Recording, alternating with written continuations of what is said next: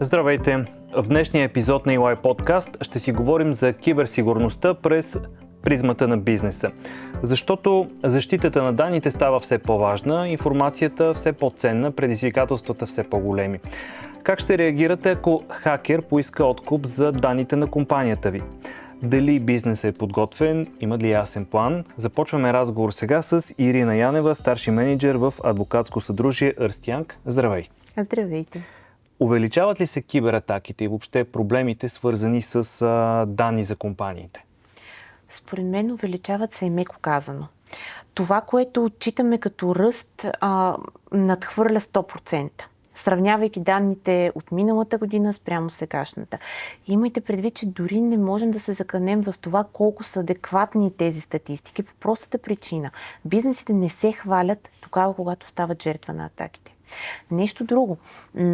В доста голям процент от случаите времето, което ни отнема от инфилтриране на системите ни от външния актьор до момента, в който ние го осъзнаваме, до момента, в който можем ефективно да спрем атаката, понякога е много голям. Което също така допринася за невъзможността ни да реагираме адекватно. Когато говорим за киберсигурност, фокусът вече не е толкова върху думичката сигурност, колкото върху думичката устойчивост. Така работят и регулациите, както в финансовия сектор, така и в другите сектори. В финансовия сектор основната ни регулация е DORA, тя стъпи на съществуваща преди това регулация. От гледна точка именно на добре развитата рамка, която и до този момент имахме в финансовия сектор, големите финансови институции, кредитни институции, застрахователни институции са с доста добър матуритет. Но това, разбира се, не ги предпазва. За съжаление, с тях сме имали инциденти, при които е трябвало да се справяме с съвместни усилия. Другите сектори, които попаднаха в обхвата на НИС-1, първата директива на ниво Европейски съюз, която се опита да хармонизира нивото на киберсигурност и съответно в нашия закон за киберсигурност и сега надградена с НИС-2, първо четене мина, второ четене предстои на измененията на закона за киберсигурност, те нямат същото ниво на матуритет, изключая, може би, телекомите. И това, разбира се отразява на способността им да реагират на инциденти. Инцидентите ще продължат да растат. Дигитализацията, те са неразривно свързани с дигитализацията, с използването на Artificial Intelligence. Напредъка на технологиите, дигитализацията. Да, и все по-големи интензитет, с който хората използват най-различни технологични решения в ежедневната си работа.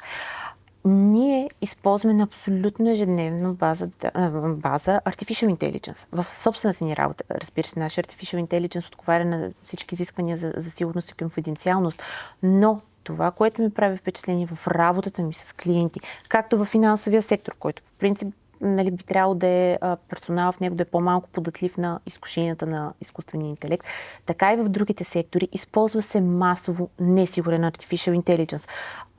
Неплатени версии, включително качват се вътре документи с конфиденциално съдържание, за да може служителите да свършат по-бързо работата. Колкото и обучения да провеждаме, за да ги научим как да се справят с потенциални фишинг атаки, мога да ви кажа, че нивото на възприемчивост на тези обучения е сравнително ниско.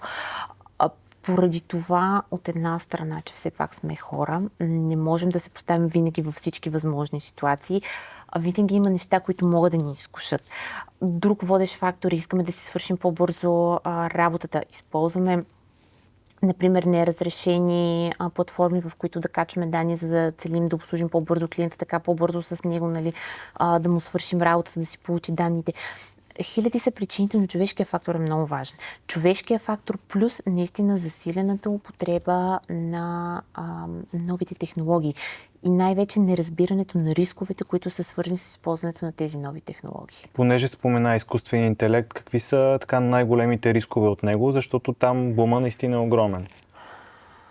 Зависи на коя плоскост. Artificial Intelligence по принцип се използва и все по-често забелязваме, когато обменяме intelligence с колегите в cyber security сферата, все повече се използва няколко етапа. Той се използва на ниво тогава, когато се дизайнва самата атака. Например, тогава, когато се подготвя spear phishing имейл. По принцип, кибератаката се предхожда от едно ниво на проучване, много детайлно проучване. Колкото по-детайлно това проучване, толкова по-големи са шансовете в съответната кибератака да успее. Artificial Intelligence се използва също на това предварително подготвително ниво в голяма степен. Използва се също така, за да се дистрибутира по-лесно самата атака, т.е. да се афектират повече хора. Имаме няколко успешни атаки, които са популярни, където Artificial Intelligence изцяло се имперсонализира, т.е. представя се за човек и по този начин успява да подведе човешкото същество, стоящо срещу него. Говорим за финансови измами в много големи размери. Тоест вече имаме конкретни случаи, в които изкуственият интелект е използван и вече е пробил. Абсолютно. Абсолютно. Те са много известни случаи, не само от тази година, предходните години също имахме такива. Най-вече целта е извличане на финансови средства. В този случай, т.е. не е толкова класическия ransomware. Но употребата на Artificial Intelligence на различните нива, от проектирането и проучването до дизайна и реалния имплементейшн на една кибератака ще се засили. Какви други апове, технологии влизат в тази война? Със сигурност една от технологиите, която се използва, това е, разбира се, блокчейн технологиите, Web3, защото когато имаме ситуация на ransomware, обичайно подкупа се изисква в криптокърнси. И това е голям проблем за бизнесите, защото не е толкова лесно ти да формираш wallet с наличното съдържание на криптоактивите, от които ти се изисква. Не е толкова лесно, знаете каква е цената на биткоин. Не е толкова лесно ти да набереш достатъчно биткоини, за да можеш да платиш своевременно, така че да не ти стъкат данните в Dark Web. Защото те обикновено ти казват, искам до 24 часа 500 биткоина. Или, кратки срокове. Така, те първо, че са супер кратки сроковете. Второ, обикновено започваме от едни много нереалистични суми. Включително в практиката сме имали ситуации и обикновено това, което правим, е да премерим риска. Тоест, какво би се случило, ако ни откажем да платим? И риска, който мерим, всъщност е компилация, т.е. риск баскета ни е компилация от различни рискове, т.е. ако не платим, колко би ни струвало, например, като финансова санкция, колко би ни струвало, ако трябва да покриваме неустойки към нашите клиенти, чието данни са изтекли, колко би ни струвало дори от репутационна гледна точка, колко, например, би трябвало да реинвестираме, за да си поправим репутацията от това нещо, колко би трябвало да инвестираме в технология, за да се защитиме. Просто опитваме се да сложим, защото най-важното за хората, които вземат ултимат решението, а това са управителните органи. Изпълнителен директор или съвет на директорите или управителен съвет, в някои случаи надзорен съвет може да се ангажира в зависимост от размера на поискания откуп. Те трябва да могат да вземат адекватно информирано решение. И за да се случи това нещо, точно така, ние заедно с клиентите всъщност мерим тези рискове. Но въобще ситуацията, в която имаме ransomware, първо, основно ние се опитваме да се защитим, разбира се, т.е. говорим за едно засилено ниво на prevention. Prevention в днешно време наистина много зависи от сайза на компанията, зависи от сектора на компанията. Повечето малки и средни компании буквално се дезинтересират от темата поради една проста причина. Те казват, много ни е скъпо, ние трябва да вършим бизнес, ние не можем да инвестираме в киберсигурност. Киберсигурността не е задължително 5-звезден хотел на Френската ривиера. Mm-hmm. Киберсигурността преди всичко е стратегия. Тоест, тогава, когато малък, среден или голям бизнес не познава рисковете, пред които е изправен, тогава ние въобще не можем да говорим и за адекватен prevention. Независимо колко пари се налеят в технологии.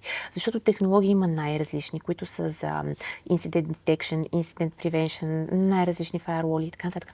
Но ти, за да можеш да си изградиш, имаме традиционни 7 нива, на които работим в киберсигурността. Например, ти, за да можеш да си изградиш адекватна защита на периметъра или адекватен endpoint protection, ти трябва да знаеш твоя конкретен периметр, твоите endpoints на какви рискове са изложени. Когато малки и среден бизнес имат представа за това нещо, не е задължително да е compliance им да е скъп. Големите, разбира се, предвид мащабите, предвид сложността на секторите, в които работят, регулираните особено, предвид различните продукти, географски зони, в които работят, естествено, че ще са изложени на по-големи рискове. И там инвестицията нормално да е по-голяма. Но тази инвестиция се изплаща през призмата на устойчивостта на бизнеса. Защото ransomware в крайна сметка не опира до събирането на биткоини в един портфел, който да се прехвърли на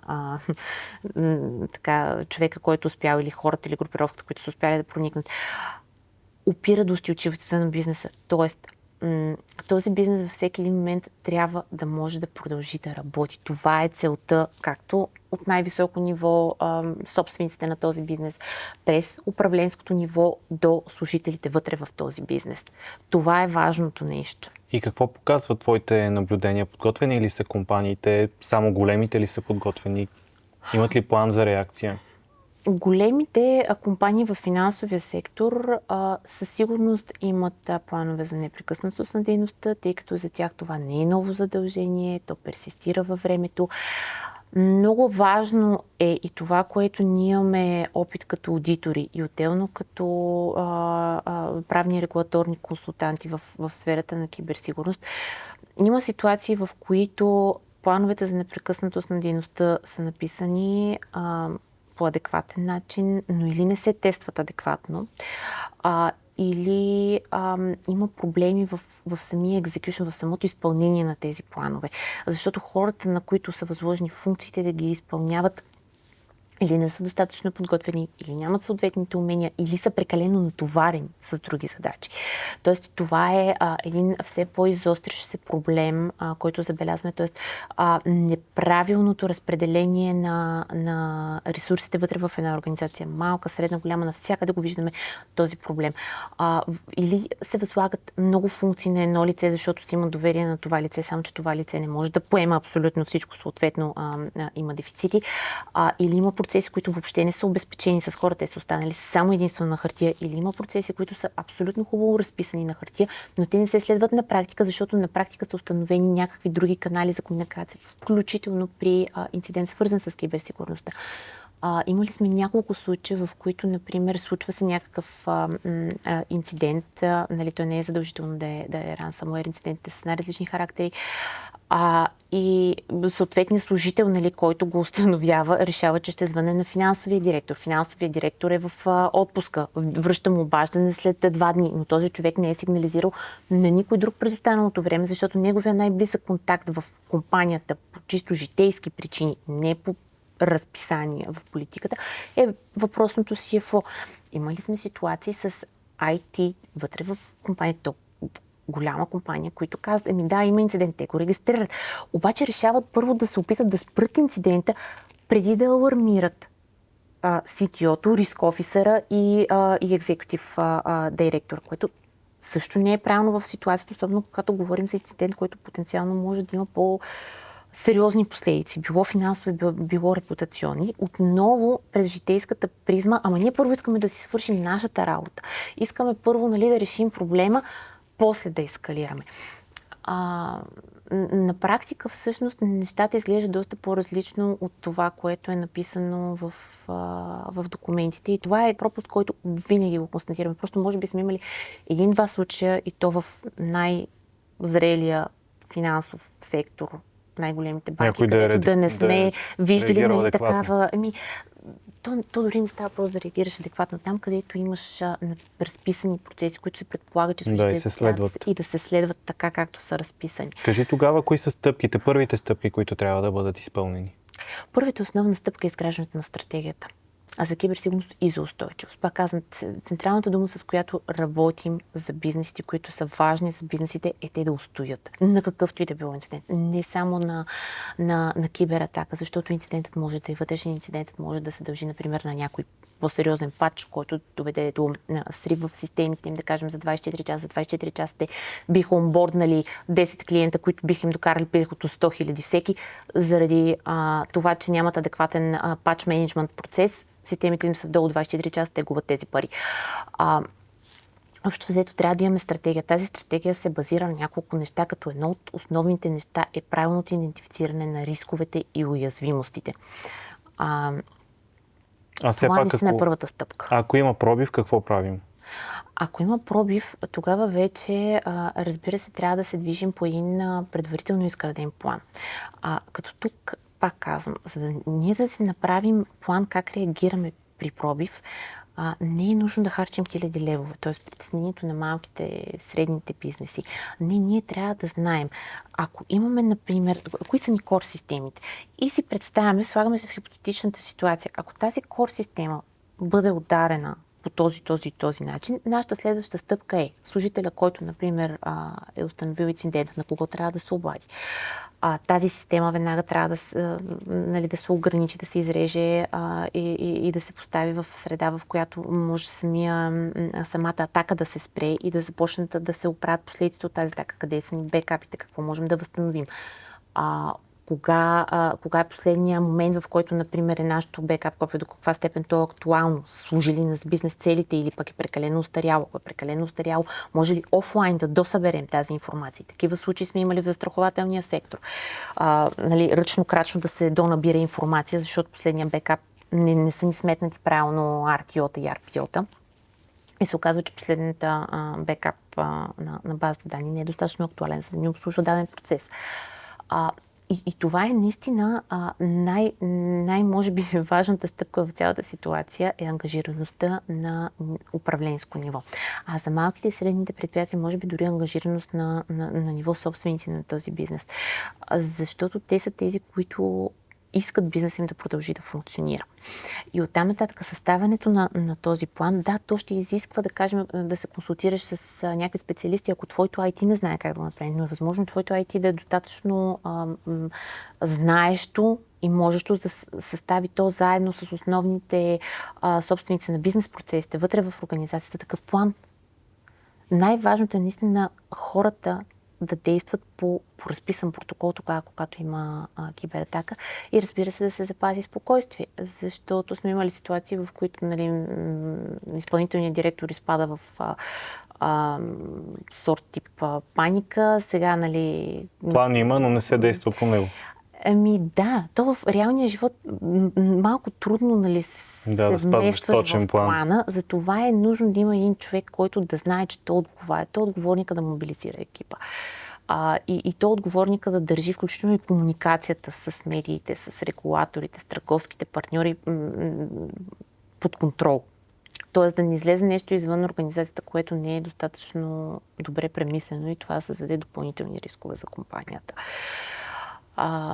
Пак казвам, хората в първоначалния си яд и емоция реагират доста прибързно. Казват, ти въобще няма да им платиме, никога напишете им един груп имейл, че нищо няма да им тътата. В резултат на което въпросните данни, без дори да си преценил колко е риска на тези данни за теб, те отиват в Dark Web и така ти нищо не може да направиш повече от тук нататък. И по принцип, когато сме в ситуация с ransomware, където имаме компрометирани данни, които вече са извън нашия контрол като организация, нямаш практически средства, чрез които ти да се убедиш, че този външен актьор, който може да е в другия край на света, дори когато си платил откуп и той ти се е заклел, че тези данни ги е унищожил, ти практически няма как да се увериш на 100%, че той го направил това нещо. Колко сериозни и мащабни могат да бъдат щетите? Зависи от организацията, зависи колко данни са компрометирани, зависи какви данни са компрометирани. Ако говорим за компрометиране на данни, свързани с здравословно състояние, имаше един много известен случай, доведе до несъстоятелност въобще на компанията, чиито данни бяха откраднати. Много сериозни могат да бъдат. Тоест, една компания дори може да излезе от бизнеса. Моля те да обобщиш как една компания да си напише домашното и да разпредели задачите, така че да бъде подготвена. Започваме с стратегията. Да, и тази компания трябва да е наясно за регулаторната рамка, в която трябва всъщност да влезе. Казахме, имаме два основни акта, които на европейско ниво хармонизират сферата на киберсигурност и устойчивост на дигитална оперативна устойчивост. Има организации, които обаче са извън приложеното поле на тези нормативни рамки, но създават продукти, които се ползват от секторите, които попадат в тези рамки. Тоест, за мен е важно не само когато имам пряко задължение, произтичащо от нормативен акт, но ако аз, например, съм Software Development Company и таргетирам финансовия сектор, или таргетирам фармацевтичния сектор, или таргетирам телекомуникационния сектор, или транспортния сектор, искам там да си продавам софтуерните решения. Тези софтуерни решения трябва да отговарят на изискванията за киберсигурност и оперативна устойчивост. От тази гледна точка всъщност засегнатите бизнеси са много голям и те трябва да разберат къде точно стоят. Тоест, коя е рамката, която се опитват да изпълнят. Стратегията плюс рамката.